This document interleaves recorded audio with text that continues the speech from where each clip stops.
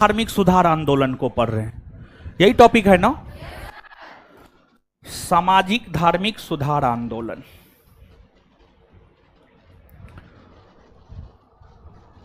आज ये टॉपिक खत्म हो जाएगा और महत्वपूर्ण टॉपिक है। यहां से एक प्रश्न आते रहे हैं हमेशा,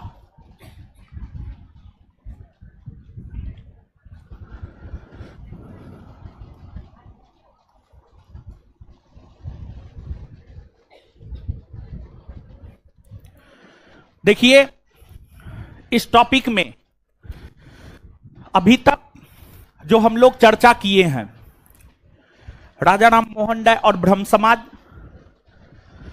स्वामी दयानंद सरस्वती और आर्य समाज, स्वामी विवेकानंद और रामकृष्ण मिशन, इसके अलावे थियोसॉफिकल सोसाइटी और एनी बेसेंट, प्रार्थना समाज, इन तमाम टॉपिकों के विषय में हम लोग बात कर चुके हैं। आज के सेशन में 19वीं 20वीं सदी में जो अन्य सामाजिक धार्मिक सुधार आंदोलन से जुड़े प्रणेता थे, उसके विषय में आज के सेशन में हम लोग करेंगे बात। आज हम लोग हेनरी लुइस विवियन डेरेजियो के विषय में बात करेंगे। इसके बाद हम लोग थोड़ा बहुत धर्म सभा, फिर आपको ज्योतिबा फूले, नारायण गुरु, फिर आपको सर सैयद अहमद खां, दादा भाई नेरोजी, इन सभी के विषय में आज के सेशन में बात करेंगे। और डॉक्टर भीमराव अंबेडकर का एक स्पेशल सेशन रखेंगे, डॉक्टर भीमराव अंबेडकर का। देखिए अंबेडकर साहब का हर चीज में, चाहे भारत का स्वतंत्रता आंदोलन हो, चाहे संविधान निर्माण की प्रक्रिया हो, या फिर दलितों को उनका हक दिलाने की बात हो, इन सभी में डॉक्टर भीमराव अंबेडकर का बहुत बड़ा योगदान रहा है। तो एक अलग से सेशन रखेंगे डॉक्टर भीमराव अंबेडकर पर, समझ गए, एक अलग से पूरा का पूरा सेशन रखेंगे डॉक्टर भीमराव अंबेडकर पर। और एग्जाम ओरिएंटेड वो सेशन होगा, ऐसा नहीं कि कुछ और चीज बतलाया जाएगा। और आप क्वेश्चन बैंक पलट करके देखेंगे, इस बार भी संभवतः 1275 वाले में भी, अब प्रीलिम्स में पूछा है या मेंस में पता नहीं, लेकिन 1275 एग्जाम में पूछा है। 2446 वाले में भी डॉक्टर भीमराव अंबेडकर से संबंधित प्रश्न पूछे गए थे। तो इन्हीं सब चीजों को आज के सेशन में पढ़ना है। तो हमने आपको यह बात बतला दिया है कि आज के सेशन में हमें पढ़ना क्या है। तो आगे हम लोग पढ़ना प्रारंभ करेंगे, परंतु कल का जो सेशन था, कल के सेशन से हम लोग कनेक्ट हो सके, इसीलिए कल के सेशन के 2 4 5 प्रश्न हम आपसे पूछ रहे हैं। आप सम्मिलित रूप से ही जवाब दीजिए।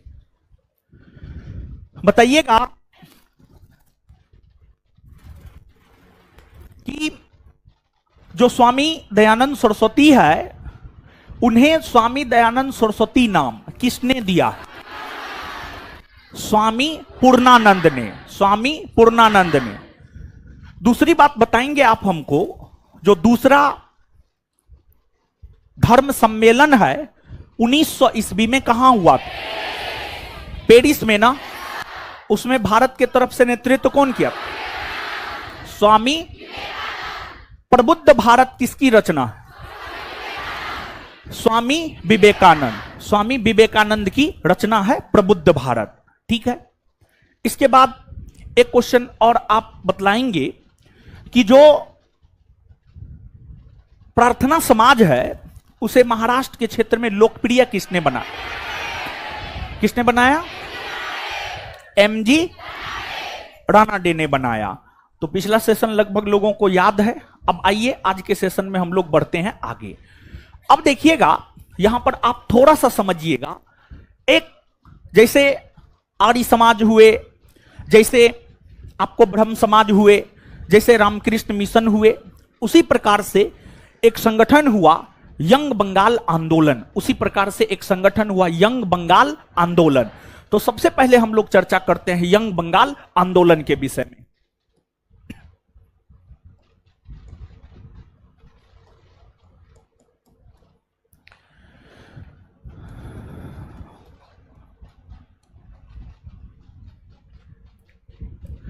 देखिए, यंग बंगाल आंदोलन, जो यंग बंगाल आंदोलन है, इस संगठन की स्थापना वर्ष 1826 ईस्वी में बंगाल प्रेसिडेंसी में हेनरी लुइस विवियन डेरेजियो के द्वारा किया गया था। देखिए, नाम से आपको लग रहा है कि कोई विदेशी होगा, लेकिन आप इस बात को जानिए, हेनरी लुइस विवियन डेरेजियो कोई विदेशी नहीं थे, बल्कि वे भारतीय मूल के थे। उनका जन्म 1809 में हुआ था। 1809 में उनका जन्म बंगाल प्रेसिडेंसी में हुआ था। तो भारतीय मूल के थे आपको हेनरी लुइस विवियन डेरेजियो, और काफी कम उम्र में बंगाल के भीतर युवाओं के बीच काफी अधिक लोकप्रिय हुए थे विवियन डेरेजियो। और विवियन डेरेजियो जो है अपने संगठन यंग बंगाल के कारण ही लोकप्रिय रूप में उभर करके जो है आपको सामने आ पाए। तो जो यंग बंगाल आंदोलन है, यह 1826 ईस्वी में विवियन डेरेजियो के द्वारा स्थापित किया गया था। विवियन डेरेजियो के द्वारा 1826 ईस्वी में यंग बंगाल आंदोलन स्थापित किए गए थे। अब सवाल यह उठता है कि जैसे आर्य समाज था, जैसे ब्रह्म समाज था, आर्य समाज की अगर हम लोग बात करें तो जो आर्य समाज था, हिंदू धर्म, हिंदू समाज में सुधार लाने को लेकर प्रयास किया। फिर आपको ब्रह्म समाज, भारतीय समाज में जो तमाम प्रकार की कुरीतियां और बुराइयां फैली हुई थी, उसको दूर करने को लेकर प्रयास आपको ब्रह्म समाज ने किया। उसी प्रकार से जो यंग बंगाल आंदोलन है, यंग बंगाल आंदोलन की मांग क्या थी, इस आंदोलन से जुड़े लोग चाहते क्या थे। देखिए, यंग बंगाल आंदोलन के नेतृत्वकर्ता जो डेरेजियो साहब थे, उनका मांग था प्रेस यानी मीडिया को आजादी दी जाए, मीडिया को स्वतंत्रता दी जाए। देखिए, ऐसा उन्होंने मांग क्यों किया? हुआ यह था कि 1826 से पहले 1823 ईस्वी में अंग्रेजों के द्वारा भारतीय समाचार पत्र पर प्रतिबंध लगाने के लिए लाइसेंसिंग रेगुलेशन एक्ट 1823 लाया गया। लाइसेंसिंग रेगुलेशन एक्ट 1823 लाया गया। लाइसेंस रेगुलेशन एक्ट 1823 के तहत भारतीय समाचार पत्र पर कुछ प्रतिबंध लगाए गए, और यह प्रावधान किया गया कि अगर कोई भारतीय समाचार पत्र निकालना चाहता है तो उसे लाइसेंस लेना होगा। बिना लाइसेंस के कोई भी भारतीय समाचार पत्र नहीं निकाल सकते, बिना लाइसेंस के कोई भी भारतीय समाचार पत्र नहीं निकाल सकते हैं। और इस लाइसेंस रेगुलेशन एक्ट के कारण राजा राम मोहन राय की पत्रिका मिरातुल अखबार प्रतिबंधित हो गई थी। तो लाइसेंस रेगुलेशन एक्ट के तहत भारतीय समाचार पत्र के ऊपर जो प्रतिबंध लगाया गया था, उस प्रतिबंध को समाप्त करने को लेकर विवियन डेरेजियो ने यंग बंगाल आंदोलन के जरिए अपनी आवाज को बुलंद करने का काम किया। तो पहला मांग था प्रेस को स्वतंत्रता दी जाए। दूसरी मांग थी, आप याद कीजिए कि जो भारत के गरीब गुरबा लोग थे, उनका शोषण क्या सिर्फ अंग्रेज कर रहा था? नहीं, अंग्रेज तो शोषण कर ही रहा था, अंग्रेज के साथ साथ जो है भारतीय जमींदार भी भारतीय किसानों का शोषण कर रहा था। हां या ना? आपने विद्रोह पढ़ा है, वहां पर हमने इस बात की चर्चा किया है कि जो भारतीय जमींदार थे, भारतीय जमींदार वर्ग के लोग भी भारतीय किसानों का शोषण किया करता था। अब आप समझिएगा चीजों को कि जमींदारों के द्वारा जो भारतीय किसानों का शोषण किया जाता था, किसानों का शोषण ना हो, इसको लेकर के यंग बंगाल आंदोलन ने आवाज बुलंद करने का काम किया था। किसानों का शोषण ना हो, इसको लेकर के यंग बंगाल आंदोलन ने आवाज बुलंद करने का काम किया था। और इसके बाद भारत में अंग्रेजों का शासन था। अंग्रेजी शासन की अगर हम लोग बात करें तो अंग्रेजी शासन के दौरान भारतीय ब्रिटिशों के प्रति कितना भी अपना वफादारी दिखा देता था, लेकिन फिर भी भारतीयों को छोटे पद ही दिए जाते थे, कोई बड़े पद भारतीयों को नहीं दिए जाते थे। तो यंग बंगाल आंदोलन का यह भी मांग था कि जो भारत के लोग हैं, जो योग्य हैं ऊंचे पद के, उन्हें ऊंचे पद भी मिले, उन्हें ऊंचा पद भी मिले। तो ये तमाम प्रकार की मांगे यंग बंगाल आंदोलन की हुआ करती थी। और यंग बंगाल आंदोलन से अगर देखा जाए तो सबसे ज्यादा युवा वर्ग के लोग, सबसे ज्यादा युवा वर्ग के लोग जो है आपको यंग बंगाल आंदोलन से जुड़े।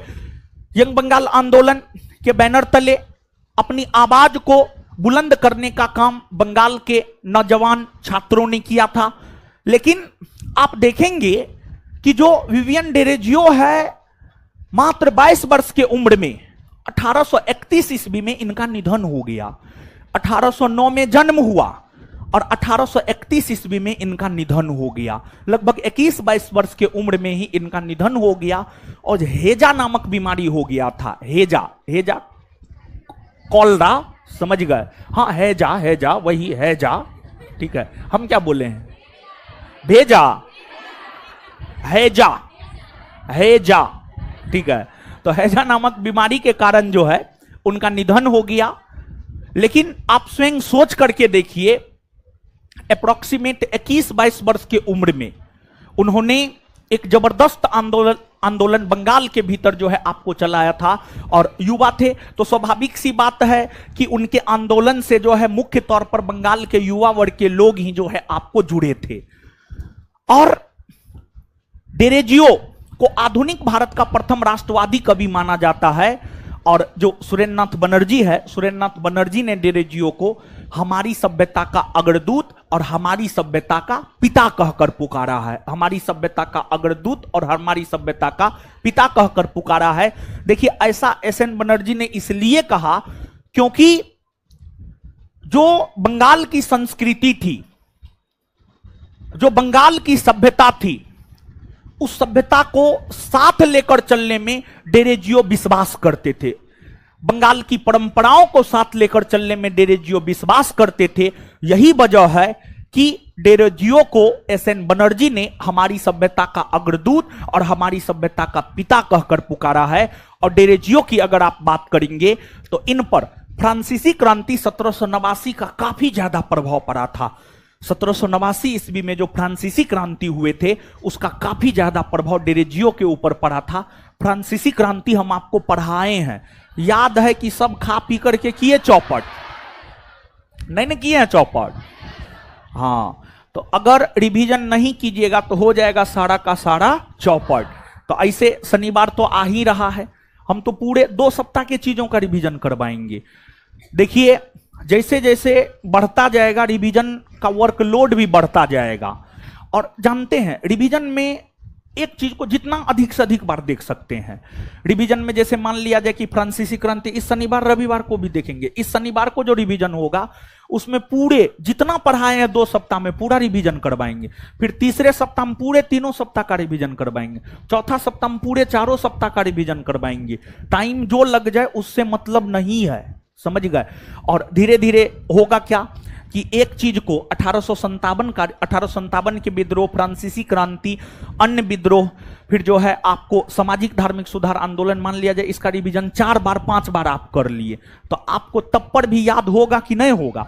अगर तब पर भी याद नहीं होता है तो आपसे विशुद्ध बरदराज इस पृथ्वी पर कोई पैदा नहीं हुआ है, समझ गए? विशुद्ध का मतलब होता है एकदम 100% में 100%, समझ गए? शुद्ध में तो 99.9%, लेकिन विशुद्ध में 100%, समझ गए? तो इतना करवाने के बावजूद भी अगर आप नहीं याद रखेंगे तो फिर आपके चरण कहाँ है आप दीजिएगा, हम जो है उसको स्पर्श करेंगे। समझ गए। चलिए आइए अब देखिएगा, यहां पर 2 4 5 बात जो है परीक्षा के लिहाज से महत्वपूर्ण है, जो 2 4 5 बात परीक्षा के लिहाज से महत्वपूर्ण है उसको करते हैं याद, और फिर बढ़ जाएंगे हम लोग आगे। बताइए, यंग बंगाल आंदोलन की स्थापना कब हुई है? 1800। यंग बंगाल आंदोलन की स्थापना कब हुई है? 1800। यंग बंगाल आंदोलन के संस्थापक कौन है? कौन है? विवियन डेरेजियो। कौन है? विवियन डेरेजियो। इसके बाद आगे बताइएगा, विवियन डेरेजियो पर कौन क्रांति का बहुत ज्यादा प्रभाव पड़ा? कौन क्रांति का? कौन क्रांति का? अच्छा, इसके बाद जो है आधुनिक भारत का प्रथम राष्ट्रवादी कवि किसे माना जाता? किसे माना जाता है? डेरेजियो को हमारी सभ्यता का अग्रदूत और पिता किसने कहा? किसने कहा है? क्लियर है ये बात? चलिए ठीक है, नीचे से एक पॉइंट लिखिएगा।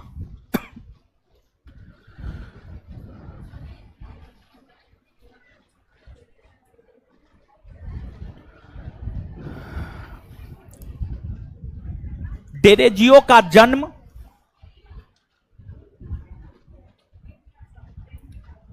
डेरेजियो का जन्म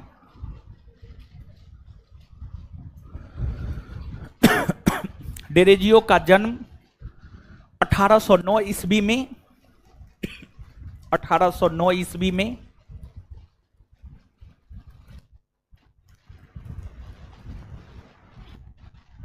और मृत्यु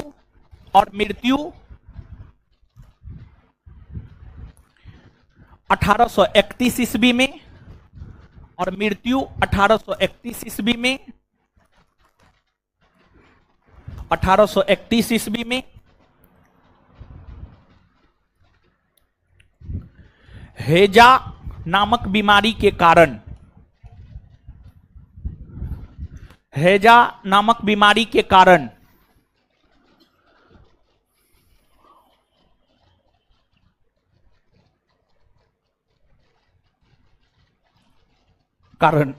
हो गया था।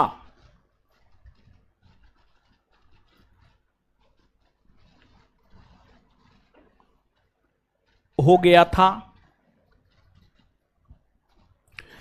इनके आंदोलन से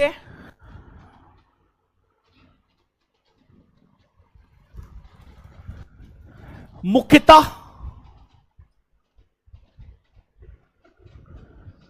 बंगाल के युवा वर्ग के लोग बंगाल के युवा वर्ग के लोग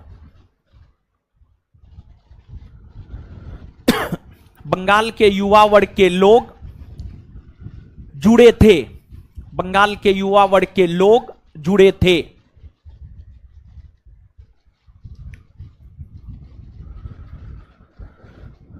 चलिए अब आगे समझिए। देखिए इसके बाद आपके नोट में हमारे ख्याल से धर्म सभा का विवरण होगा, है धर्म सभा का विवरण। अब समझिएगा,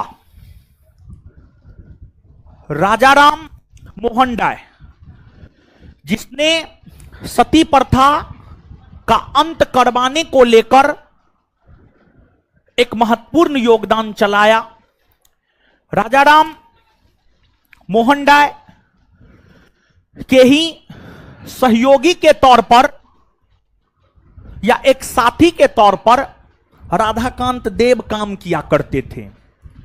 और राधाकांत देव बंगाल के एक बहुत बड़े जमींदार थे। राधाकांत देव बंगाल के एक बहुत बड़े जमींदार थे और शुरुआती वर्षों में राधाकांत देव और राजाराम मोहन राय दोनों एक साथ काम किया करते थे। लेकिन बाद के वर्षों में जाकर दोनों के बीच वैचारिक मतभेद हो गए, और जब दोनों के बीच वैचारिक मतभेद हो गए तत्पश्चात राजाराम मोहन राय अपना अलग काम करने लगे, राधाकांत देव अपना अलग काम करने लगे। और फिर हुआ ये, दोनों के बीच मतभेद इतना चरम स्तर पर पहुंच गया कि दोनों एक दूसरे के नीतियों का विरोध करना शुरू कर दिए। जहां राजा राम मोहन राय सती प्रथा को समाप्त करवाने को लेकर लगातार अपना आवाज बुलंद कर रहा था, वहीं राधाकांत देव सती प्रथा के समर्थन में कि सती प्रथा सही है, सती प्रथा सही है, सती प्रथा के समर्थन में राधाकांत देव आंदोलन चलाने का काम कर रहे थे। और जब 1829 ईस्वी में लॉर्ड विलियम बेंटिक ने राजा राम मोहन राय के सहयोग से कानून बनाकर सती प्रथा का अंत कर दिया, तो सती प्रथा के अंत करने का विरोध करने को लेकर और सती प्रथा सही प्रथा है इसका समर्थन करने को लेकर ही राधाकांत देव ने वर्ष 1830 ईस्वी में धर्म सभा नामक एक संगठन की स्थापना किया। धर्म सभा नामक एक संगठन की स्थापना किया। यहां से आपसे दो प्रकार के प्रश्न पूछे जाते हैं। एक प्रश्न तो सीधे तौर पर यह पूछा जाता है कि धर्म सभा के संस्थापक कौन है। एक तो सीधा तौर पर यह पूछा जाता है कि धर्म सभा के संस्थापक कौन है। तो धर्म सभा के संस्थापक कौन है? धर्म सभा के संस्थापक कौन है? दूसरा प्रश्न ऐसे पूछा जाता है, निम्नलिखित में से कौन ऐसा संगठन है जो सती प्रथा का समर्थन कर रहा था? तो सती प्रथा का समर्थन कर रहा था धर्म सभा। धर्म सभा। सती प्रथा का समर्थन कौन संगठन कर रहा? सती प्रथा का समर्थन कौन संगठन कर रहा? धर्म सभा। इसके बाद अब इसी प्रश्न को तीसरे तरीका से ऐसे पूछा जाता है, निम्नलिखित में से किस समाज सुधारक ने सती प्रथा का समर्थन किया? तो सती प्रथा का समर्थन किया राधाकांत देव ने। राधाकांत, तो मूल चीज आप समझे हैं? क्लियर है ये बात? इसके बाद आपके नोट में होगा हमारे ख्याल से देव समाज। देव समाज, देव समाज की अगर हम लोग बात करें तो जो देव समाज है यह लाहौर में, जो देव समाज है लाहौर में वर्ष 1887 ईस्वी में शिव नारायण अग्निहोत्री के द्वारा स्थापित किया गया था। और इस संगठन का भी जो काम था, भारत के उत्तरी पश्चिमी भाग में लाहौर के क्षेत्र में जितनी भी हिंदू धर्म में कुप्रथाएं फैली हुई है, उन कुप्रथाओं से लोगों को रूबरू करवाना और उसको समाप्त करने को लेकर जो है प्रयास करना इस संगठन का भी काम था। बहुत ज्यादा इसमें कुछ भी नहीं है। सीधे तौर पर आपको इस बात को याद रखना है कि जो देव समाज है, देव समाज नामक सामाजिक धार्मिक सुधार आंदोलन से जुड़े संगठन के संस्थापक कौन है? तो आंसर हो जाएगा शिव नारायण अग्निहोत्री। शिव नारायण अग्निहोत्री। तो देव समाज के संस्थापक, देव समाज के संस्थापक शिव नारायण अग्निहोत्री। इसके बाद आपको आगे होगा राधा स्वामी सत्संग आंदोलन। राधा स्वामी सत्संग आंदोलन। राधा स्वामी सत्संग आंदोलन की अगर हम लोग बात करें तो यह भी सामाजिक धार्मिक सुधार आंदोलन से जुड़ा एक संगठन था। यह संगठन उत्तर प्रदेश के आगरा के क्षेत्र में स्थापित हुआ था और इस संगठन की स्थापना शिवदयाल साहब ने किया था। शिवदयाल साहब ने, शिवदयाल साहब ने किया था। क्लियर है ये बात? तो इसको भी आपको याद रखना है। तो जो उत्तर प्रदेश के आगरा के क्षेत्र में राधा स्वामी सत्संग आंदोलन की स्थापना हुई, उसके संस्थापक कौन थे? उसके संस्थापक शिवदयाल साहब। देखिए, अभी तक जितने भी संगठनों की चर्चा हमने आपके साथ की है, ये तमाम ऐसे संगठन थे जो हिंदू धर्म और हिंदू समाज में फैली कुरीतियों को दूर करने को लेकर लगातार आवाज बुलंद करने का काम कर रहा था। अब देखिएगा, जब इस चैप्टर को हमने शुरू किया था तो हमने आपको यह बात बतलाया था कि समस्या मूल तौर पर दो वर्ग के लोगों के साथ था। समस्या जो मूल तौर पर दो वर्ग के लोगों के साथ था, एक आपको महिला और एक आपको निम्न जाति। एक आपको महिला और एक आपको निम्न जाति। अब महिलाओं से संबंधित जो आपको सती प्रथा थी, जो आपको बाल विवाह प्रथा था, जो आपको हिंदू विधवा पुनर्विवाह अधिनियम था। तो कुल मिलाकर के आप देखेंगे कि 19वीं 20वीं सदी में जो सामाजिक धार्मिक सुधार आंदोलन हुए हैं, इस सामाजिक धार्मिक सुधार आंदोलन के जरिए कहीं ना कहीं महिलाओं को उनका हक और अधिकार दिलवाने का प्रयास निश्चित तौर पर किया गया और हद तक महिलाओं को अधिकार मिला भी। अब आप स्वयं सोचिए, आप कल के सेशन को याद कीजिए। कल के सेशन में हमने चर्चा किया था कि महिलाओं को वेद पढ़ने की अनुमति स्वामी दयानंद सरस्वती ने दिलाया, महिलाएं शिक्षा ग्रहण कर सकती थी। अब बाल विवाह को लेकर कानून बन गए, हिंदू धर्म की विधवा महिलाओं को फिर से विवाह करने का अधिकार मिल गया, सती प्रथा का अंत हो गया। तो आप स्वयं सोचिए कि जो ये सामाजिक धार्मिक सुधार आंदोलन था, जो कि महिलाओं को उनका हक और अधिकार दिलाने को लेकर हुआ था, उसमें यह आंदोलन सफल रहा या नहीं रहा? निश्चित तौर पर सफल रहा, निश्चित तौर पर सफल रहा। यह बात हम लोग इसलिए कह सकते हैं क्योंकि महिलाओं को जो जो अधिकार दिलाने को लेकर यह आंदोलन हुए थे, वे सभी के सभी अधिकार महिलाओं को मिला। अर्थात जो है यह आंदोलन अपने आप में जो है आपको सफल आंदोलन रहा है। इसके बाद अब दूसरा जो समस्या था वह आपको दलित जाति के लोगों के साथ था, निम्न जाति के लोगों के साथ दूसरा समस्या था। निम्न जाति के लोगों के साथ क्या समस्या था, पहले भी हम आपको अवगत करवा चुके हैं। एक तो निम्न जाति के लोगों के साथ समस्या यह था कि निम्न जाति के लोगों को मंदिर में प्रवेश नहीं दिया जाता था, निम्न जाति के लोगों को वेद पढ़ने की अनुमति नहीं थी, निम्न जाति के लोगों के साथ छुआछूत का व्यवहार किया जाता था, निम्न जाति के लोगों को पाखंडी ब्राह्मण वर्ग के लोग उनका शोषण किया करते थे।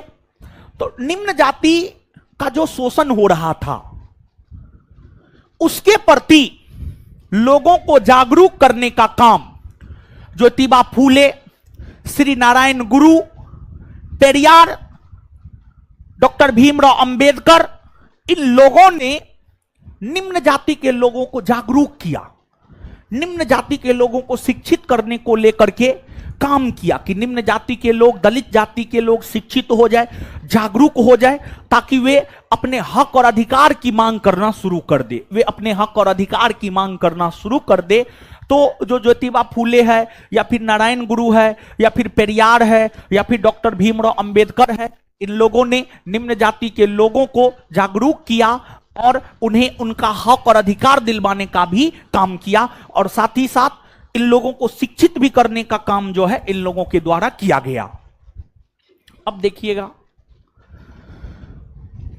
बिना संगठन का तो कुछ हो नहीं सकता है, तो इसलिए इन लोगों ने दलितों को उनका हक और अधिकार दिलाने को लेकर अलग अलग संगठन का स्थापना करने का काम किया और साथ ही साथ अपनी रचनाओं के माध्यम से, अलग अलग माध्यम से जो है लोगों को जागरूक करने का काम किया गया। अब इसमें ज्योतिबा फूले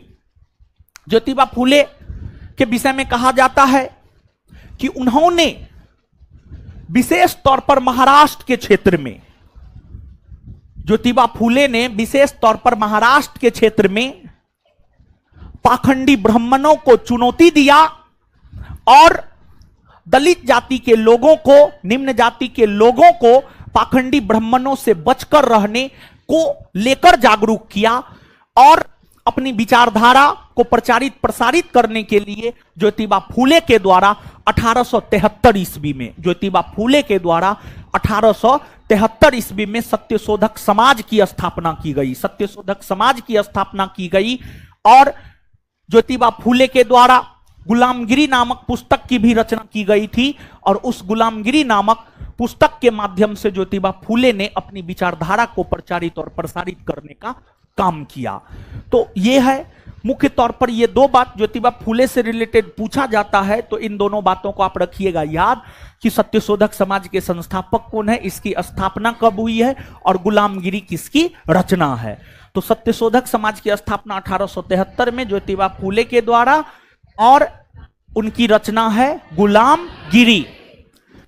इसके बाद दलितों के साथ एक समस्या था कि उसे मंदिर में प्रवेश नहीं दिया जाता था। तो दलित जाति के लोगों को मंदिर में प्रवेश दिलाने को लेकर श्री नारायण गुरु के द्वारा वाइकोम सत्याग्रह चलाया गया था। श्री नारायण गुरु के द्वारा वाइकोम सत्याग्रह चलाया गया था और वाइकोम सत्याग्रह गांधी जी के सत्याग्रह पर आधारित था। वाइकोम सत्याग्रह की अगर हम लोग बात करें तो वाइकोम सत्याग्रह गांधी जी के सत्याग्रह पर आधारित था और इस सत्याग्रह के माध्यम से दलित जाति के लोगों को मंदिर में प्रवेश दिलाने का काम किया गया। और श्री नारायण गुरु ने ही कहा है कि देखिए, लोग जो है अलग अलग धर्म में, अलग अलग जाति में, अलग अलग ईश्वर में बटे हुए थे। तो श्री नारायण गुरु की अगर हम लोग बात करें तो वे भी एकेश्वरवादी विचारधारा के समर्थक हुआ करते थे और उनका मानना था कि इस संसार के संपूर्ण जगत के मानव के लिए एक धर्म, एक जाति और एक ईश्वर है। सभी मानव जगत के लोगों के लिए एक धर्म, एक जाति और एक ईश्वर है। यह नारा जो है आपको श्री नारायण गुरु के द्वारा ही जो है आपको दिया गया है। इसके बाद आपको पेरियार, जिसे श्री रामास्वामी नायकर के नाम से भी जाना जाता है, उन्होंने आत्मसम्मान आंदोलन चलाया और आत्मसम्मान आंदोलन के जरिए भी दलितों को ही उनका हक और अधिकार दिलवाने का जो है आपको प्रयास किया गया। और पेरियार के द्वारा तमिल भाषा में रामायण की रचना की गई है और पेरियार के द्वारा जो तमिल भाषा में रामायण की रचना की गई है उसे कहा जाता है सच्ची रामायण। क्या कहा जाता है? सच्ची रामायण। तो ये सब बात भी जो है आपको याद रखना है। तो अब आप हमको बताएंगे कि जो वाइकोम सत्याग्रह है किसके नेतृत्व में हुआ? श्री नारायण गुरु। वाइकोम सत्याग्रह किसके नेतृत्व? वाइकोम सत्याग्रह किसके नेतृत्व? श्री नारायण गुरु के नेतृत्व में हुआ है। फिर इसके बाद जो है आत्मसम्मान आंदोलन किसके नेतृत्व में हुआ? पेरियार। किसके नेतृत्व में? किसके नेतृत्व में? तो वाइकोम सत्याग्रह किसके नेतृत्व में? वाइकोम सत्याग्रह श्री नारायण गुरु। आत्मसम्मान आंदोलन, आत्मसम्मान आंदोलन, आत्मसम्मान आंदोलन। क्लियर है ये बात? कुछ याद हुआ? चलिए बताइए तो। सत्यशोधक समाज के संस्थापक। गुलामगिरी किसकी रचना? आए? सत्यशोधक समाज की स्थापना कब हुई? वाइकोम सत्याग्रह के नेतृत्व करता आए? आत्मसम्मान आंदोलन के नेतृत्व करता। नीचे से एक लाइन लिखिएगा।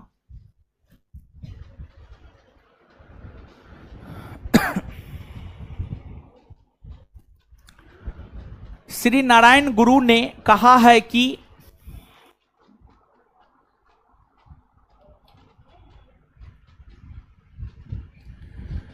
श्री नारायण गुरु ने कहा है कि मानव के लिए, मानव के लिए, मानव के लिए, मानव के लिए एक धर्म, एक धर्म, एक जाति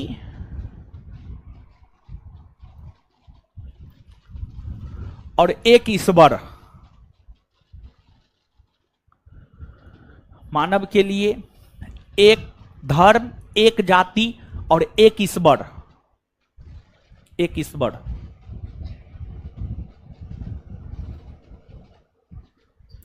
ये जो मानव के लिए एक धर्म, एक जाति, एक ईश्वर है, इसको इन्वर्टेड कॉमा में बंद कर लीजिए।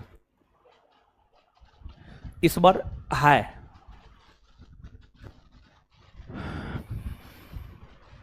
चलिए, अब इसके बाद देखिए, ऐसा तो नहीं था कि सिर्फ हिंदू धर्म और हिंदू समाज में ही कुरीति, कुप्रथा और बुराइयां फैली हुई थी। ऐसा तो नहीं रहा होगा, ऐसा था भी नहीं। हिंदू धर्म में तमाम प्रकार की बुराइयां, कुरीतियां, कुप्रथाएं तो थी ही। हिंदू धर्म के साथ साथ इस्लाम धर्म में भी तमाम प्रकार की बुराइयां, कुरीतियां, कुप्रथाएं फैली हुई थी। लेकिन आज भी ये सच्चाई है। आज भी अगर आप एक रेशियो निकालेंगे हिंदू मुसलमान का, तो मुस्लिम वर्ग के लोग पढ़ाई के प्रति जो है ना थोड़ा कम कंसस है। ठीक है, आज भी थोड़ा कम कंसस है। हिंदू मुस्लिम वर्ग के लोगों की तुलना में थोड़ा ज्यादा कंसस है। यह सच बात है, समझिए, यह सच बात है। और उस समय की भी अगर आप बात करेंगे ना, उस समय की भी अगर आप बात करेंगे तो हिंदू धर्म, हिंदू समाज पहले से मुसलमानों की तुलना में थोड़ा जागरूक था, थोड़ा शिक्षा पर जोर देता था। लेकिन इस्लामी समाज के लोग शिक्षा का बहुत ज्यादा महत्व नहीं देते थे। पहले भी यह बात था, आज भी यह बात है। और ऐसा नहीं है कि हम अपने मन से बोल रहे, नहीं, हम किताबें में पढ़ के बोल रहे हैं, समझ गए? तो किताब में इस बात का विवरण है। हिंदू धर्म के तुलना में इस्लाम धर्म में कुरीतियां, कुप्रथा और बुराइयों के खिलाफ लोग बाद में जाकर जागरूक हुए। इसका कारण था शिक्षा का कमी। इसका कारण था शिक्षा का कमी, शिक्षा का कमी। और जो काम हिंदू धर्म और हिंदू समाज के लिए राजा राम मोहन राय ने किया है, वो काम इस्लाम धर्म और इस्लामी समाज के लिए सर सैयद अहमद खान ने किया है। सर सैयद अहमद खान ने किया है, जिस वजह से सर सैयद अहमद खान को इस्लामी समाज का राजा राम मोहन राय कहा जाता है। इस्लामी समाज का राजा राम मोहन राय कहा जाता है। और जैसे राजा राम मोहन राय लोगों को जागरूक भी किया और लोगों को शिक्षित करने को लेकर कॉलेज और विद्यालय की भी स्थापना किया, उसी प्रकार से अगर सर सैयद अहमद खान की हम लोग बात करें तो सर सैयद अहमद खान इस्लाम धर्म के लोगों को जागरूक भी किया। और जागरूक करने के साथ साथ इस्लाम धर्म के लोग कैसे शिक्षित हो सके, इसको लेकर के उन्होंने विद्यालय सब का भी निर्माण किया। इसको लेकर के उन्होंने कॉलेज और विद्यालय सब का भी निर्माण किया। सर सैयद अहमद खान की अगर हम लोग बात करें तो सर सैयद अहमद खान ने अलीगढ़ आंदोलन चलाया। जैसे राजा राम मोहन राय ने ब्रह्म समाज की स्थापना कर उसके बैनर तले अपनी आवाज को बुलंद करने का काम किया, उसी प्रकार से अगर सर सैयद अहमद खान की हम लोग बात करें तो जो सर सैयद अहमद खान थे, सर सैयद अहमद खान अलीगढ़ आंदोलन चलाया। अलीगढ़ आंदोलन चलाया और अलीगढ़ आंदोलन के जरिए इस्लामी समाज को शिक्षित करने का, जागरूक करने का, इस्लाम धर्म में फैली कुरीतियों को दूर करने का, कुप्रथा को दूर करने का प्रयास जो है आपको सर सैयद अहमद खान ने किया। अब आप सर सैयद अहमद खान को जब आगे जानेंगे तो वे हिंदू मुस्लिम एकता के बहुत बड़े समर्थक थे, बहुत बड़े समर्थक थे। आप इस बात से अनुमान लगाइए कि वे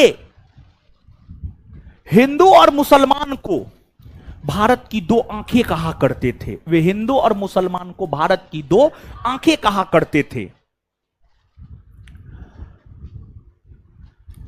तो इस बात से ही आप अनुमान लगाइए कि वे हिंदू मुस्लिम एकता के कितने समर्थक थे।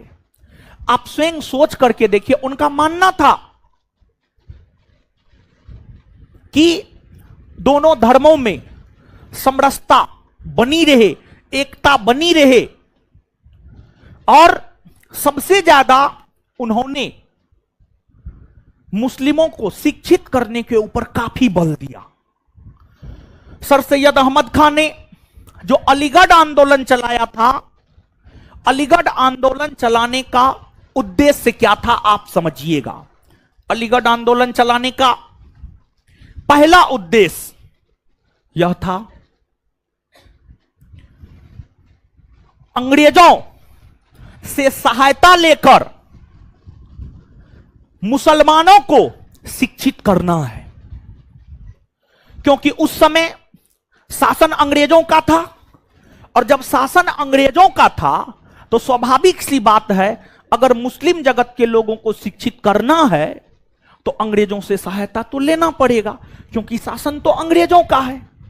तो सर सैयद अहमद खान ने जो अलीगढ़ आंदोलन चलाया था, उस अलीगढ़ आंदोलन का, लेकिन सबसे असरदार आंदोलन की अगर हम लोग बात करें तो सबसे असरदार आंदोलन आपको अलीगढ़ आंदोलन रहा है, अलीगढ़ आंदोलन रहा है। और अलीगढ़ आंदोलन को चलाने वाले जो सर सैयद अहमद खान थे, उन्होंने अपनी विचारधारा को प्रचारित और प्रसारित करने हेतु एक पुस्तक की रचना किया था, जिसका नाम है तहजीब उल अखलाक। तहजीब उल अखलाक, और तहजीब उल अखलाक का शाब्दिक अर्थ होता है सभ्यता और नैतिकता। सभ्यता और नैतिकता मतलब उन्होंने अपनी रचना के माध्यम से इस बात का प्रचार प्रसार किया कि एक मुस्लिम सभ्य समाज में क्या होना चाहिए, क्या नहीं होना चाहिए, किसे मुस्लिम सभ्य समाज कहा जाएगा, मानव में क्या नैतिकता होनी चाहिए। इन चीजों के ऊपर अपनी रचना के माध्यम से उन्होंने जोर दिया, और साथ ही साथ उनके विषय में कहा जाता है कि उन्होंने कुरान के ऊपर, कुरान जो कि इस्लाम धर्म का पवित्र ग्रंथ माना जाता है, कुरान के ऊपर उन्होंने टीका लिखने का काम किया था। और सर सैयद अहमद खान ने कुछ संगठन की भी स्थापना किया, जैसे सर सैयद अहमद खान ने 1864 ईस्वी में साइंटिफिक सोसाइटी नामक संगठन की स्थापना किया। फिर सर सैयद अहमद खान ने 1875 ईस्वी में मोहम्मडन एंग्लो ओरिएंटल कॉलेज की स्थापना किया, और सर सैयद अहमद खान ने जो 1875 ईस्वी में मोहम्मडन एंग्लो ओरिएंटल कॉलेज की स्थापना किया, वही मोहम्मडन एंग्लो ओरिएंटल कॉलेज 1920 ईस्वी से अलीगढ़ मुस्लिम यूनिवर्सिटी के नाम से जाना गया। अलीगढ़ मुस्लिम यूनिवर्सिटी के नाम से जो है वही जाना गया। समझ गए? तो इसके अलावे अगर आप सर सैयद अहमद खान की बात करेंगे तो अंग्रेजों ने इनका यूज किया।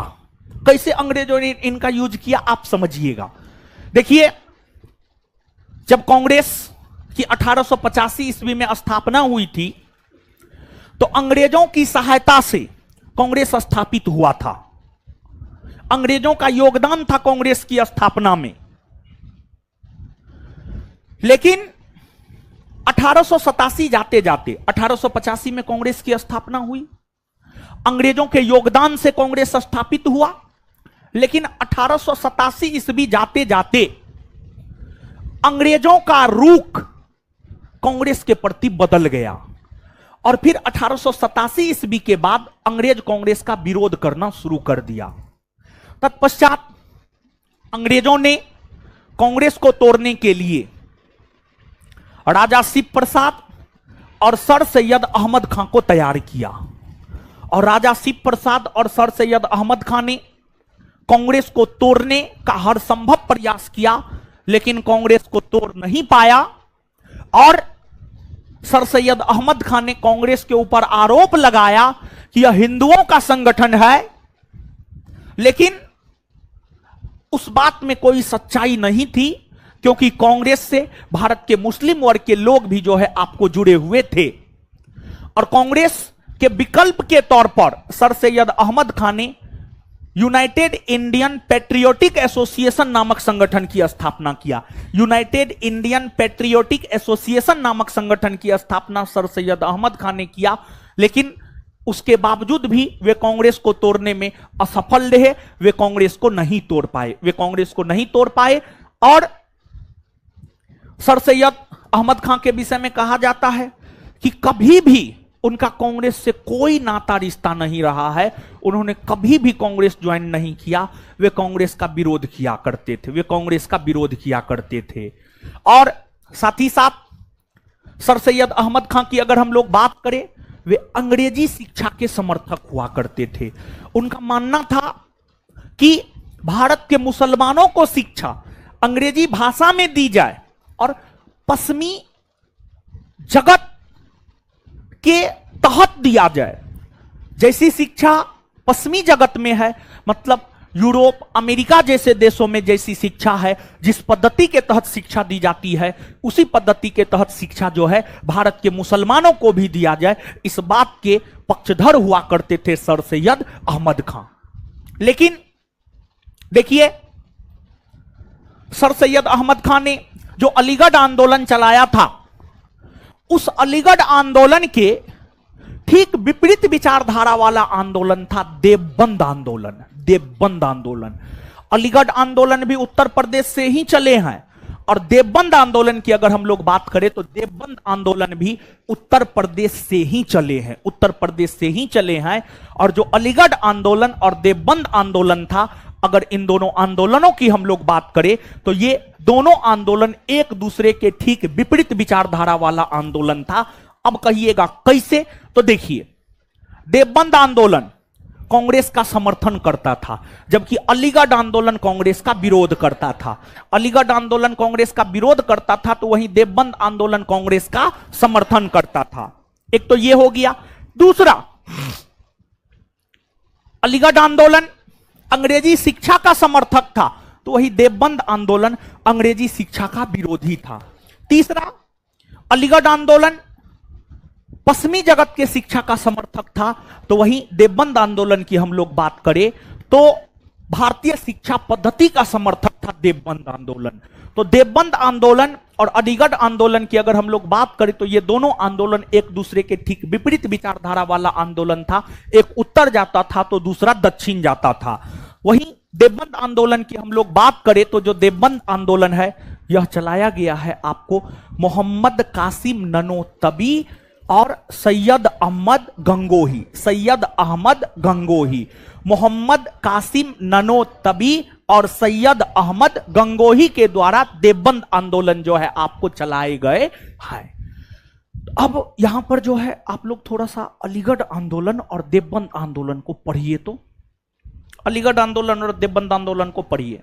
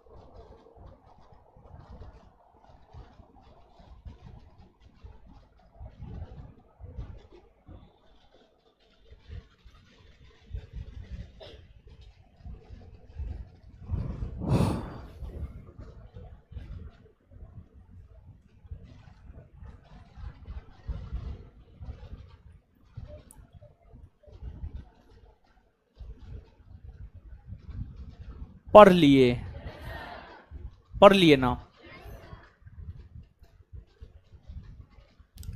चलिए बताइए। तो अलीगढ़ आंदोलन किसके नेतृत्व में चला? सर सैयद। अलीगढ़ आंदोलन किसके नेतृत्व में चला? देवबंद आंदोलन मोहम्मद कासिम ननोतबी और सैयद अहमद गंगोही।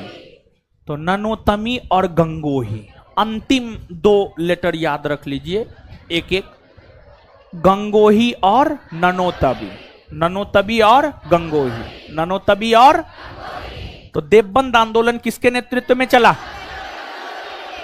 आए ननोतबी और देवबंद आंदोलन किसके नेतृत्व में चला है? क्या ये दोनों आंदोलन एक दूसरे के विपरीत विचारधारा वाला था? था ना जी।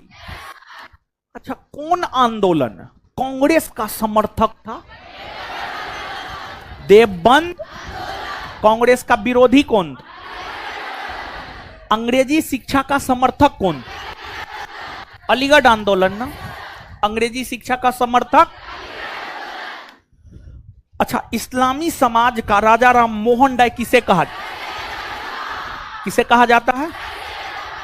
सर सैयद अहमद खां। तहजीबुल अखलाक किसकी रचना?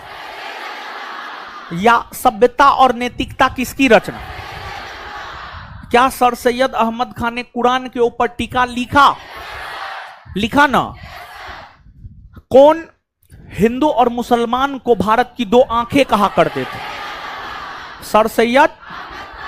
सर सैयद अहमद खान ने साइंटिफिक सोसाइटी की स्थापना कब किया? 1864।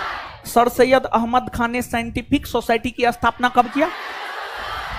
1800। सर सैयद अहमद खान ने मोहम्मदन एंग्लो लिटरेरी कॉलेज की स्थापना कब किया? 1800। तो मोहम्मदन एंग्लो लिटरेरी कॉलेज की स्थापना किसने किया?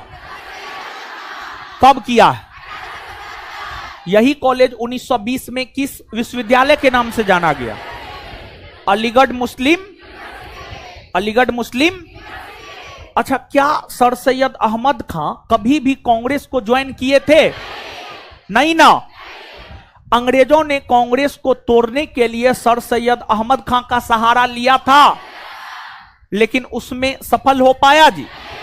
नहीं ना हो पाया। चलिए ठीक है। जैसे देवबंद आंदोलन और अलीगढ़ आंदोलन दोनों एक दूसरे का ठीक विपरीत विचारधारा वाला आंदोलन था, उसी प्रकार से वहाबी आंदोलन और अहमदिया आंदोलन, ये दोनों आंदोलन भी ठीक एक दूसरे के विपरीत विचारधारा वाला आंदोलन था। तो अब यहां पर थोड़ा सा हम लोग चर्चा कर लेते हैं वहाबी आंदोलन और अहमदिया आंदोलन के विषय में।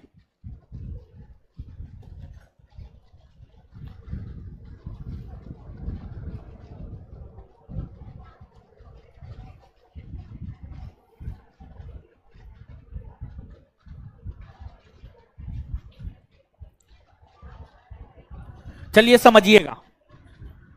देखिए, वहाबी आंदोलन और अहमदिया आंदोलन दोनों एक दूसरे का ठीक विपरीत विचारधारा वाला आंदोलन कैसे था?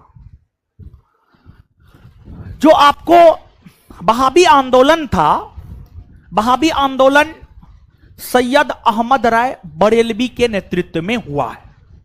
जो वहाबी आंदोलन है यह आपको सैयद अहमद राय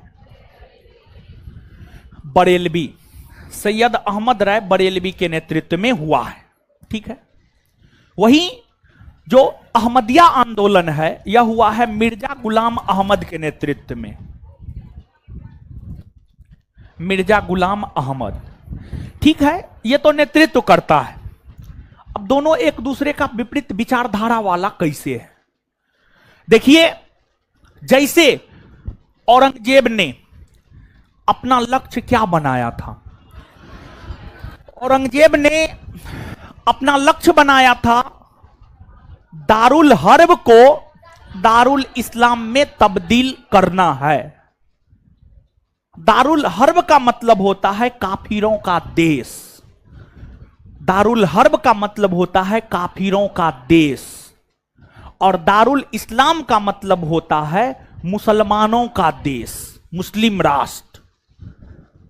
तो दारुल हर्ब को दारुल इस्लाम में तब्दील करना है, मतलब काफिरों के देश को इस्लामी राष्ट्र में तब्दील करना है। और यहां पर काफिर शब्द का प्रयोग विशेष तौर पर हिंदुओं के लिए किया गया था, क्योंकि भारत हिंदू आबादी वाला देश शुरू से रहा है, अधिक हिंदू आबादी वाला देश भारत शुरू से रहा है। ऐसा नहीं है कि आज हिंदुओं की आबादी भारत में ज्यादा है।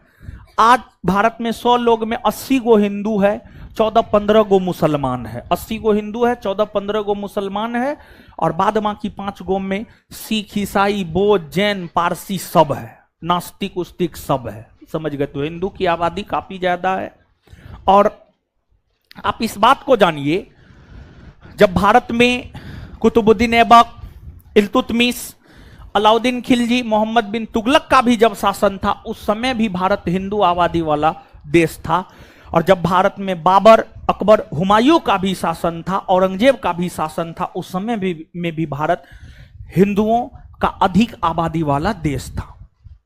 कई सारे मुस्लिम शासकों ने, औरंगजेब तो भारत को इस्लामी राष्ट्र में तब्दील करने का प्रयास किया ही, और भी कई सारे मुस्लिम शासकों ने ऐसा प्रयास किया, लेकिन किसी को भी इसमें सफलता नहीं मिल पाया। और फिर जो वहाबी आंदोलन था, वहाबी आंदोलन ने अपना लक्ष्य बनाया था दारुल हर्ब को दारुल इस्लाम में तब्दील करना है, मतलब काफिरों के देश को इस्लामी राष्ट्र में तब्दील करना है। और कहने का मतलब यह हुआ कि वहाबी आंदोलन का लक्ष्य था भारत का इस्लामीकरण करना,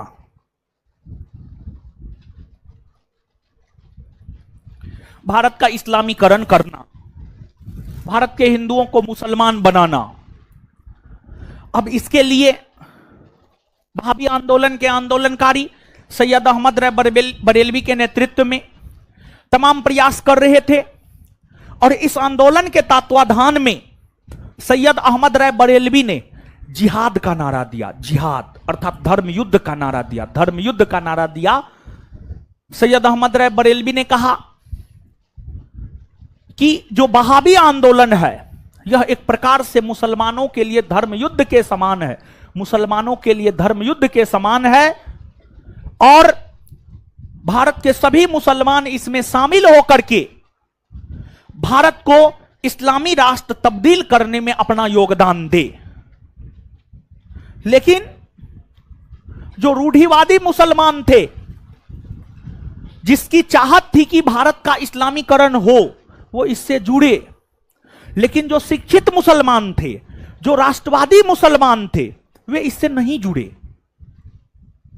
इसकी छवि सांप्रदायिक हो गई, इसकी छवि सांप्रदायिक हो गई, मतलब किसी एक खास धर्म को लेकर के यह छवि बना लिया था, जिस वजह से यह आंदोलन बहुत ज्यादा राष्ट्रीय स्तर पर इस आंदोलन को बहुत ज्यादा पहचान नहीं मिला।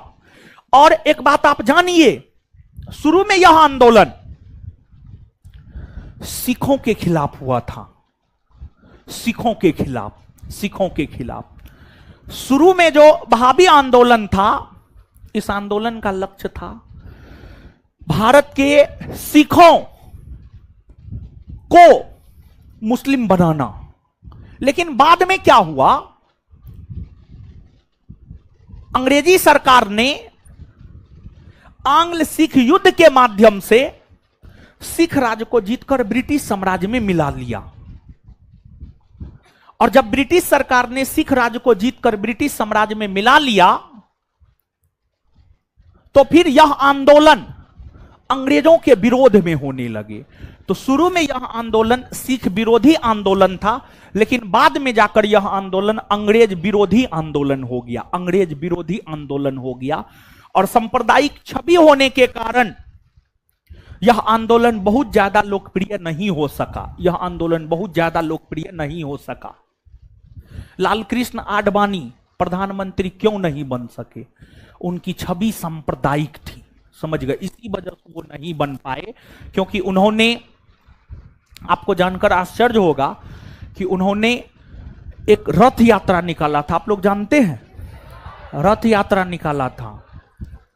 और कहा जाता है कि जहां जहां से वो रथ यात्रा निकला, हिंदू मुस्लिम दंगा हुआ, हिंदू मुस्लिम दंगा हुआ।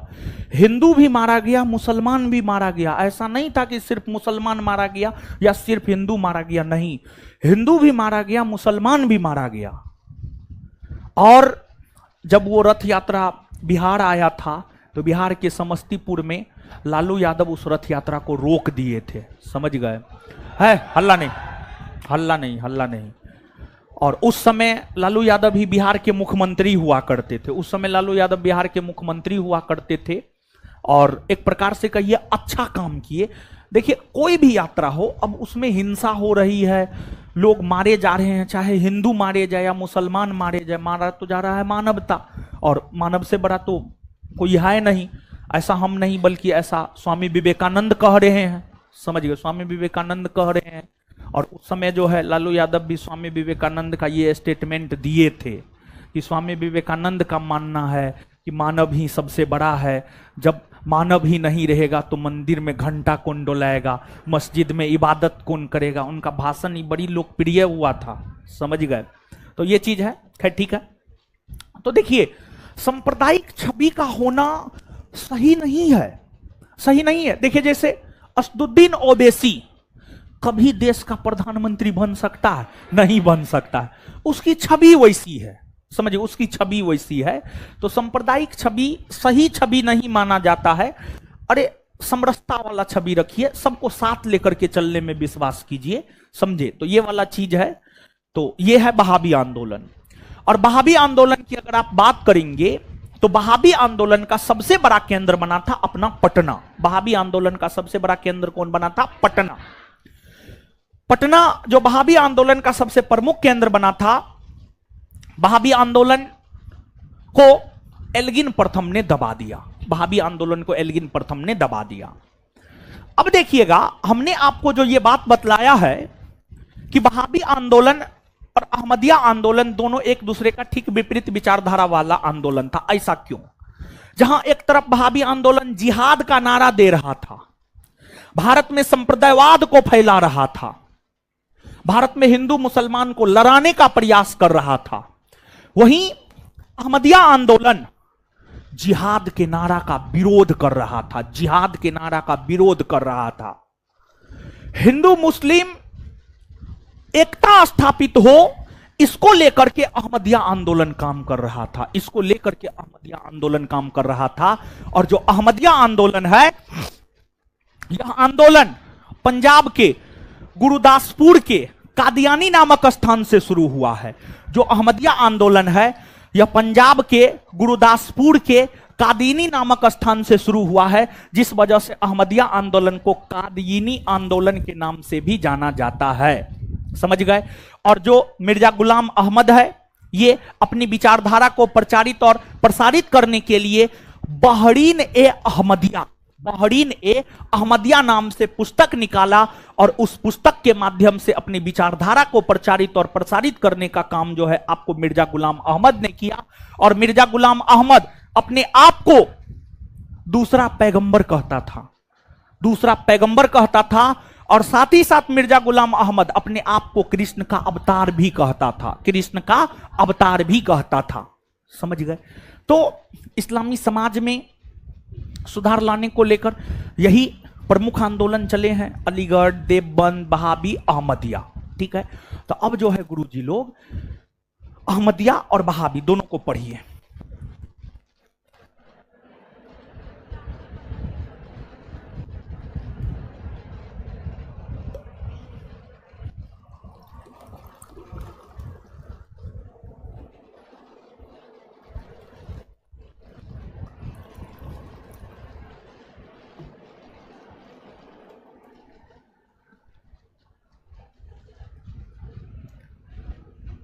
पढ़ लिए, चलिए बताइए गुरुजी लोग, बहाबी आंदोलन के नेतृत्व करता आए, बहाबी आंदोलन के नेतृत्व करता सैयद अहमद राय, अहमदिया आंदोलन के नेतृत्व करता? मिर्जा गुलाम अहमद अहमदिया आंदोलन के नेतृत्व करता। कौन आंदोलन का लक्ष्य था भारत का इस्लामीकरण करना? जिहाद के नारा का प्रचार कौन आंदोलन कर रहा? जिहाद का विरोध कौन कर रहा था? वहाबी आंदोलन का सबसे प्रमुख केंद्र आए पटना ना? अच्छा, वहाबी आंदोलन का दमन किसने किया? आए कौन आंदोलन पहले सिख विरोधी था, बाद में अंग्रेज विरोधी हो गया? वहाबी ना? अच्छा, बहरीन अहमदिया किसकी रचना है? मिर्जा गुलाम अहमद। बहरीन अहमदिया किसकी रचना है? कौन अपने आप को दूसरा पैगंबर और कृष्ण का अवतार कहता था? कौन कहता था? कौन अपने आप को दूसरा पैगंबर और कृष्ण का अवतार कहता था? मिर्जा गुलाम अहमद। लिखिए तो एक दो पॉइंट।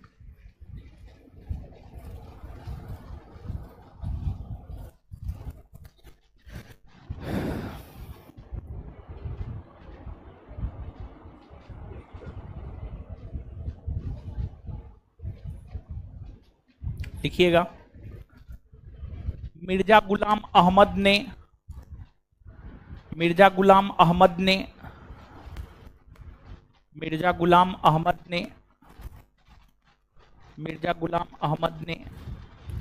बहरीन ए अहमदिया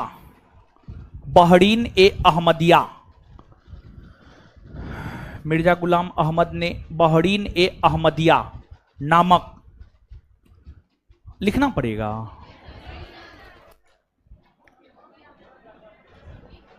अब कुछ लोग तो लिख ही लिए होंगे।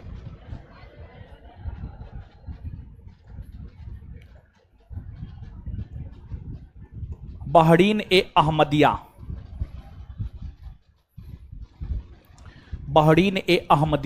नामक साहित्य की रचना किया।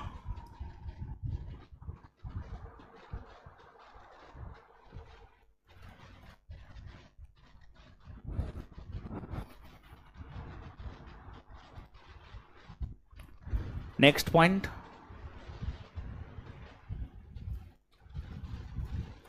वहाबी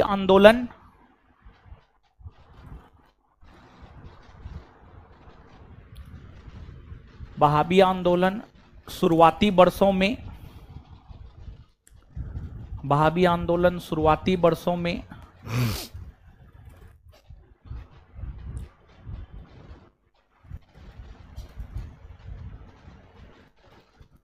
सिख विरोधी आंदोलन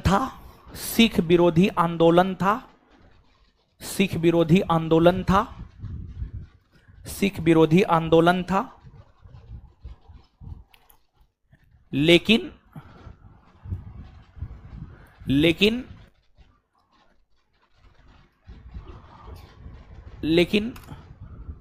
जब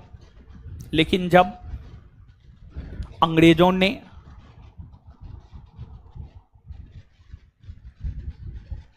पंजाब के सिख राज्य को जीतकर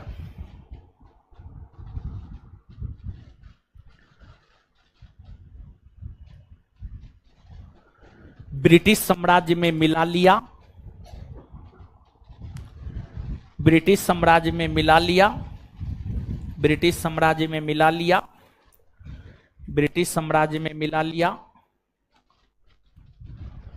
तब यह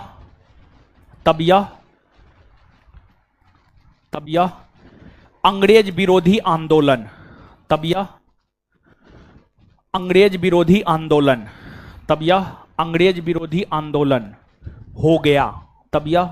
विरोधी आंदोलन हो गया।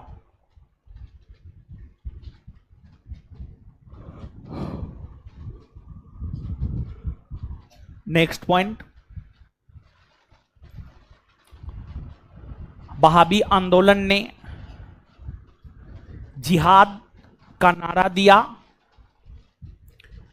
वहाबी आंदोलन ने जिहाद का नारा दिया।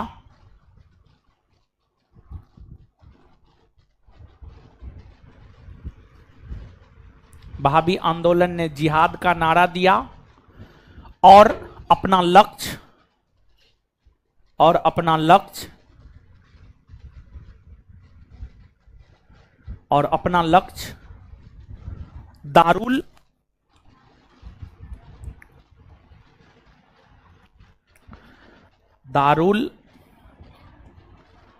हर्ब कॉस्ट में काफिरों का देश।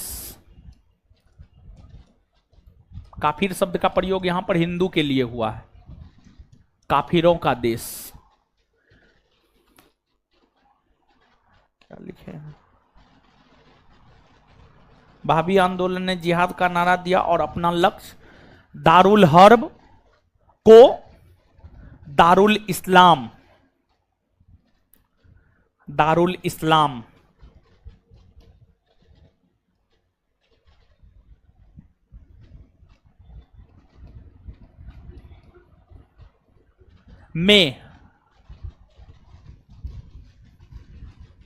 में तब्दील करना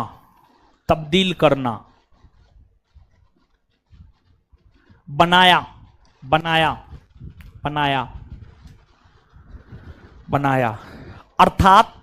अर्थात तब्दील करना। सब शब्द लिखे हम, तब्दील करना, बनाया, यहां है तब्दील करना, बनाया। अर्थात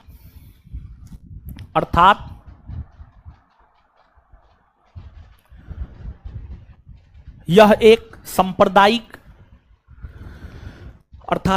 सांप्रदायिक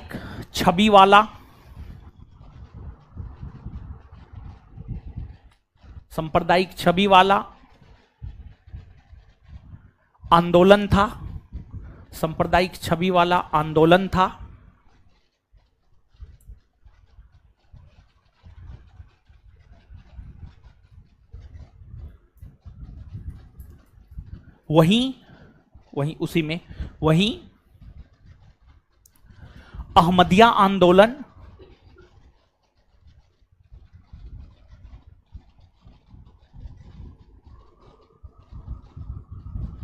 वहीं अहमदिया आंदोलन जिहाद का विरोध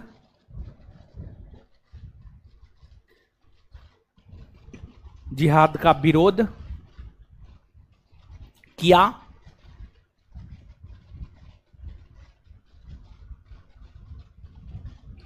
करता था।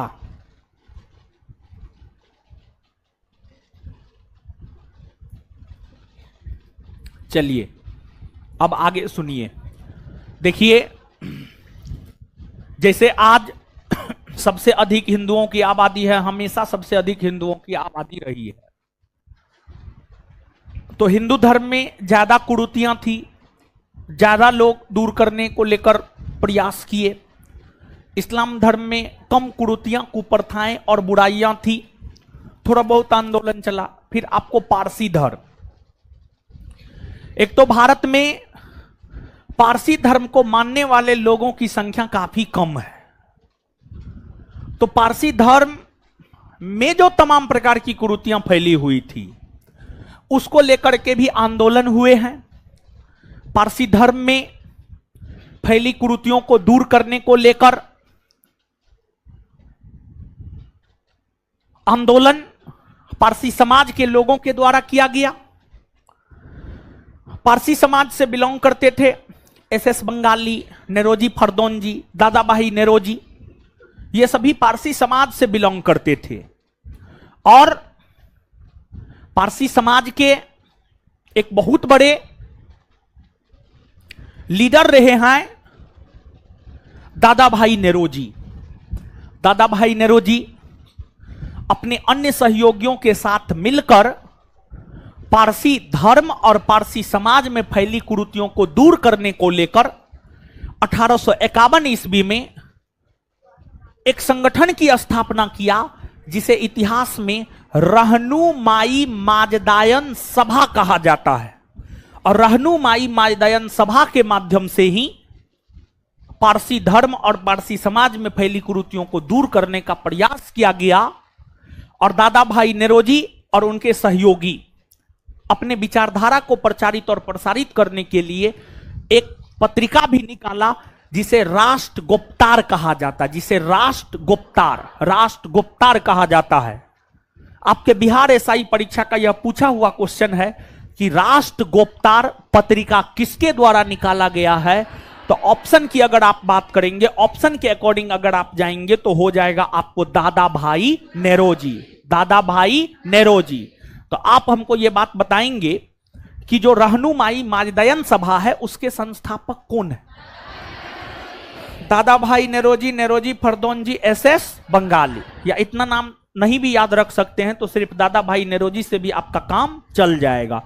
तो रहनुमाई माजदयन सभा के संस्थापक कौन आए? दादा भाई। राष्ट्र गुप्तार किसकी रचना? दादा भाई। अच्छा, जो पारसी धर्म या पारसी समाज है उसमें फैली कुरीतियों और बुराइयों को दूर करने के लिए कौन सा सभा स्थापित किया गया? रहनुमाई माजदयन सभा। रहनुमाई माजदयन सभा की स्थापना कब हुई? 1851। रहनुमाई माजदयन सभा की स्थापना कब हुई? 1851। देखिए, ये जो चैप्टर था सामाजिक धार्मिक सुधार आंदोलन, इस प्रकार से आपका हुआ समाप्त। अब आप कोई भी ऑब्जेक्टिव उठा करके बना सकते हैं, 90% आपको क्वेश्चन बन जाएगा, समझ गए? 10% नहीं बनेगा, उसको याद रख लीजिएगा। और ऑब्जेक्टिव में भी यही सब होगा, ऐसा नहीं है कि कुछ अलग होगा। और लगभग 2 सप्ताह तो हमको झेल लिए हैं अब आप लोग ना। अब बिट्टू सर को एंट्री करवाते हैं, क्या विचार? साइंस, हाँ साइंस,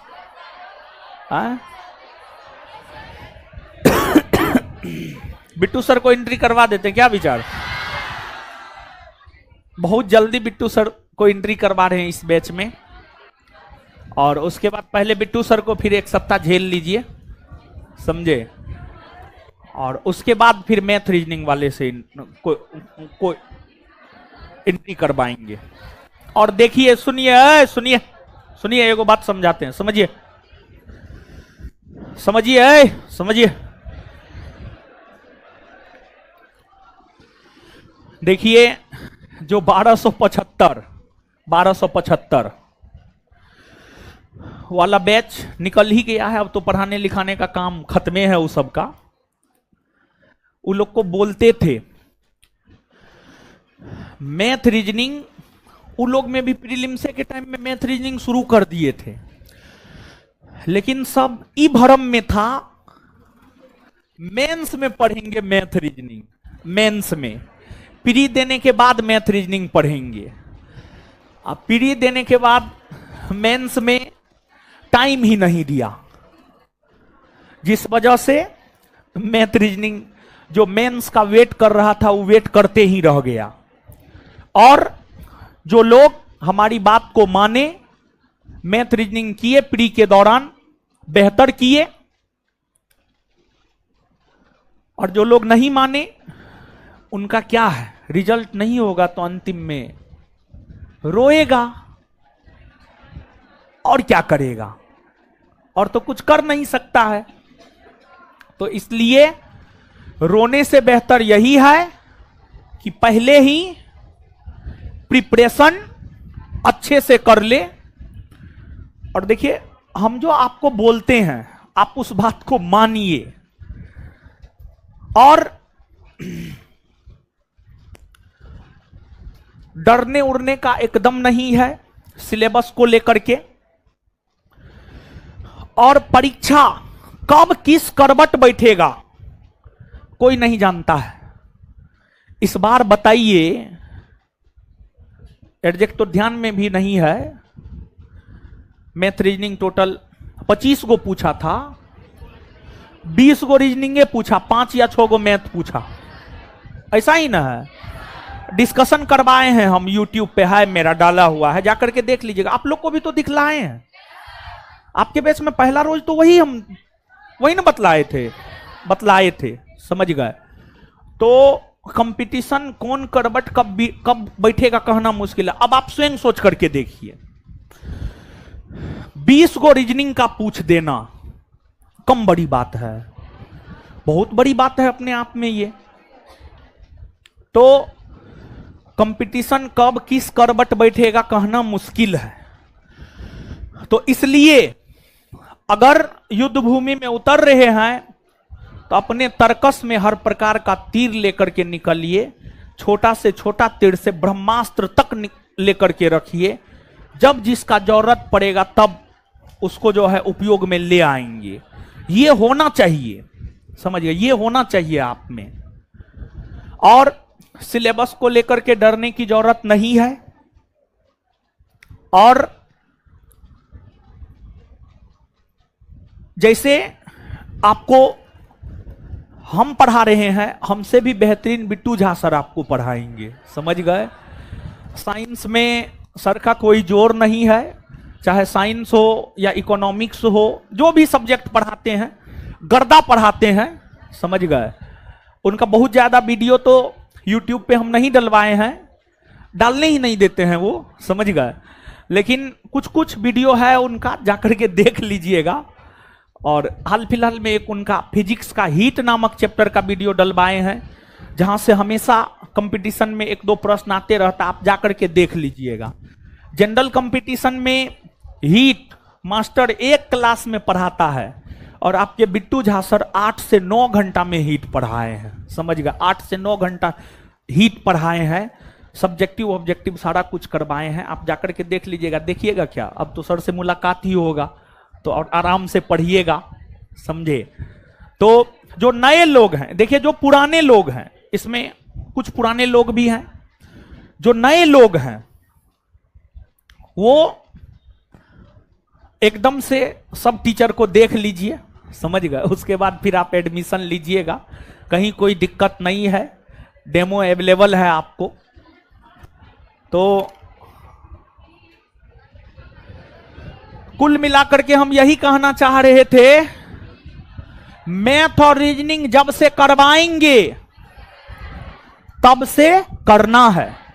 और एक बात और, पिछले क्लास में बोले थे रविवार को जो है टेस्ट लेंगे, लेकिन कुछ लड़का और लड़की सबका मैसेज आया टेलीग्राम पे, व्हाट्सएप पे, संस्थान के टेलीग्राम व्हाट्सएप पे, कि जेपीएससी का परीक्षा है क्या, झारखंड का जेपीएससी का परीक्षा है। हाँ, कुछ लड़का लड़की जो है मैसेज किया कि सर रविवार को जो है जेपीएससी का परीक्षा है, तो इसी कारण जो है किसी और दिन टेस्ट ले लीजिए। तो ऐसा करे, सुनिए ना हीरो सब, अरे रुकिए ना, सुनिए तो।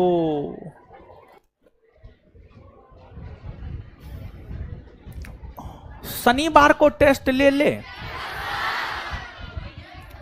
स्पेशली देखिए टेस्ट को एक दिन पहले या एक दिन बाद करेंगे। और ये जो है स्पेशली जेपीएससी वालों के लिए बोल रहे हैं, तो जो मैसेज किए थे कल, आज भी मैसेज कर दीजिएगा, शनिवार को ले सकते हैं या नहीं ले सकते हैं। ऐसे तो हमारा प्रबल इच्छा है कि हम रविवार को ही टेस्ट ले, समझ गए।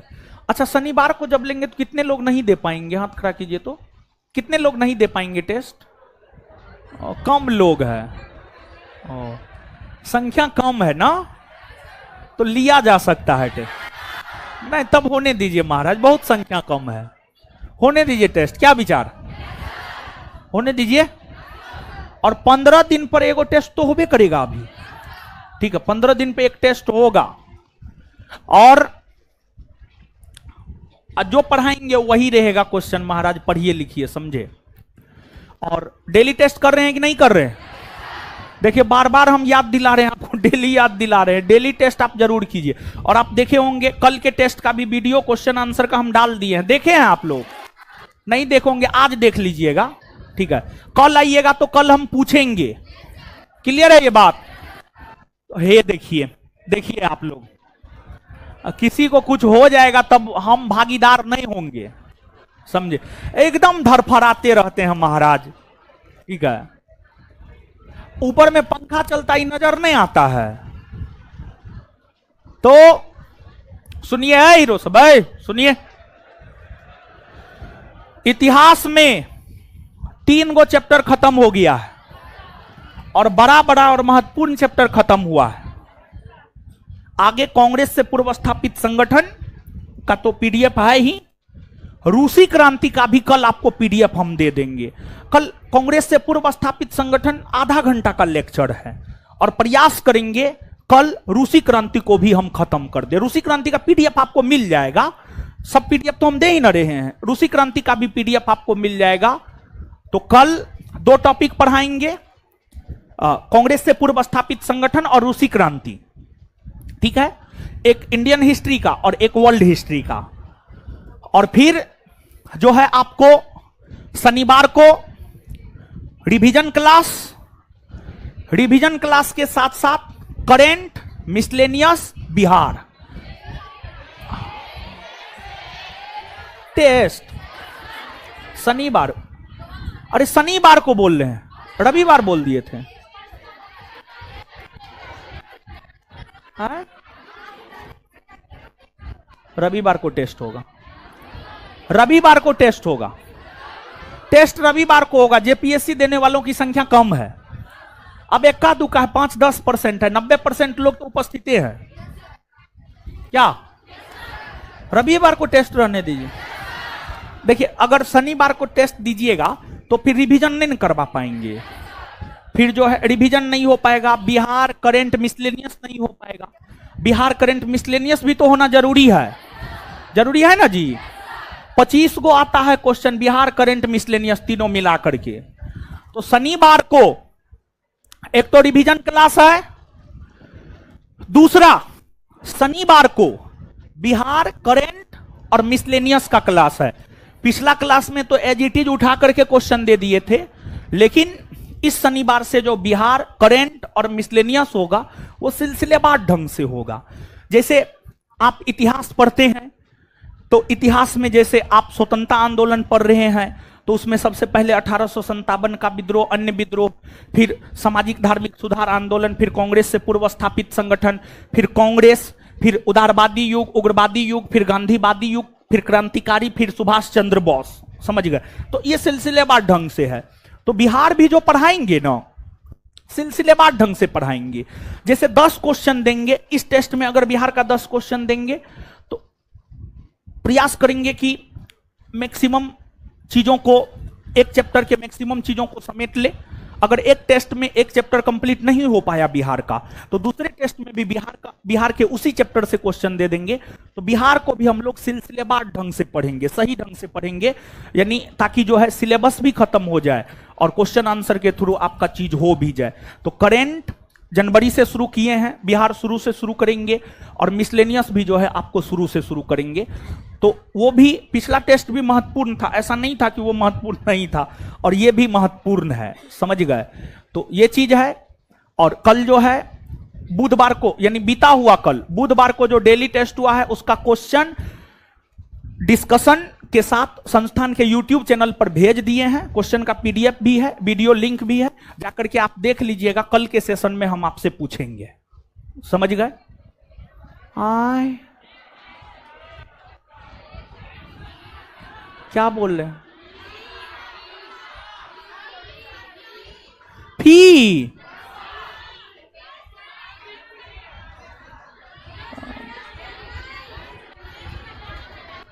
टेस्ट का टाइम, जो बैच का टाइम है वही टाइम रहेगा, बेचे के टाइम में रहेगा, बैच के टाइम में रहेगा। कोई दिक्कत नहीं, ठीक है। अब बिट्टू सर आ गए, अब फिर बिट्टू सर को एंट्री करने दीजिए, तब फी बता देंगे, ठीक है। अरे फी के लिए आप लोग काहे महाराज घबरा रहे हैं? हम फ्री में पढ़ा रहे हैं, आप लोग फी चिल्ला रहे हैं। पढ़िए ना महाराज फ्री में, क्या पता मन करेगा तो पूरा बेचे फ्री कर देंगे, यो तो हो सकता है। तो आराम से पढ़िए ना महाराज, पैसा के चक्कर में काहे रहते हैं। तो चलिए, ऐसा होगा नहीं, ज्यादा खुश नहीं होना। तो ठीक है, मिलते हैं कल। धन्यवाद सभी लोगों का। लड़की लोग निकलिए इधर से।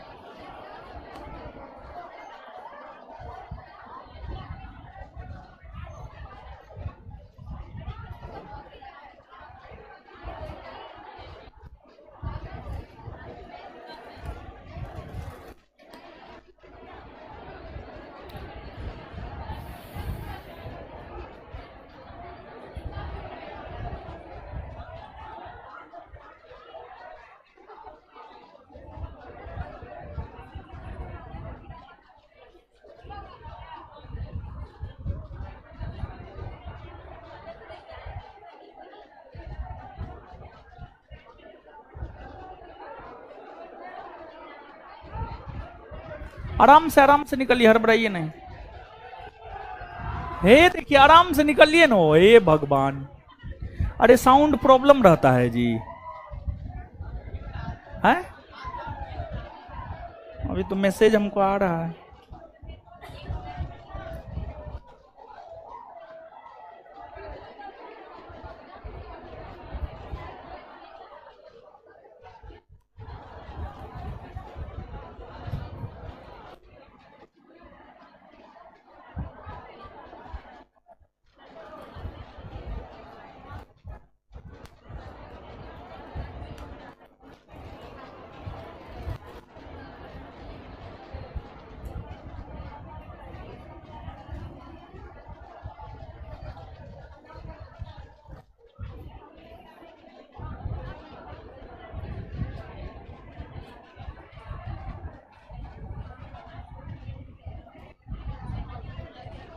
अरे ये सब देखा कीजिए जी।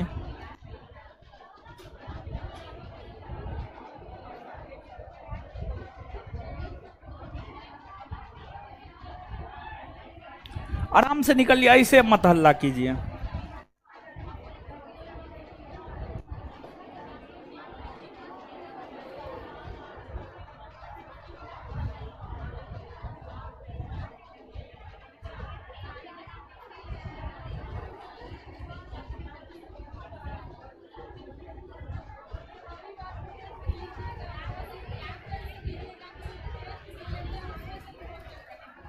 क्या बोल रहे हैं? जो पढ़ाए हैं वही टेस्ट होगा। जो पढ़ाए हैं, जितना हुआ है वही टेस्ट होगा।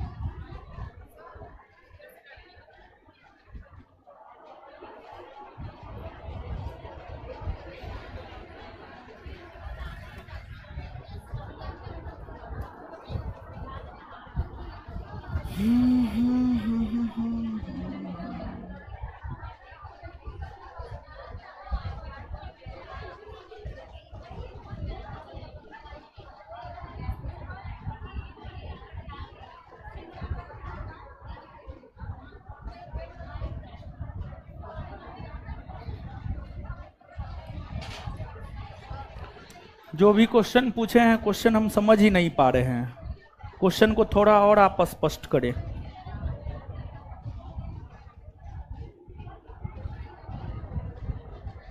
क्वेश्चन थोड़ा और स्पष्ट करें। जहां भी ये क्वेश्चन मिला है उसको क्वेश्चन देख करके आप लिखें। आप अपने मन से लिखे हैं ये, ठीक है? क्वेश्चन स्पष्ट नहीं है।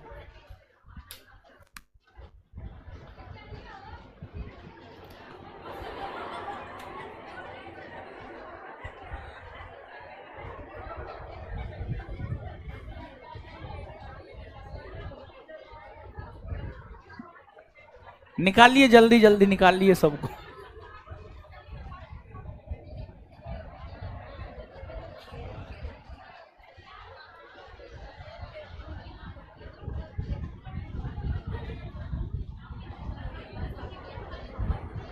किससे बतिया रहे हैं?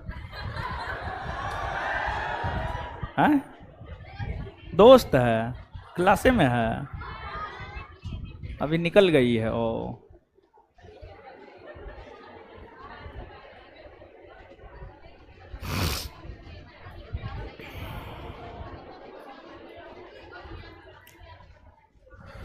एकदम क्लास छूटता है तुरंत मोबाइल से चालू हो जाते हैं ना।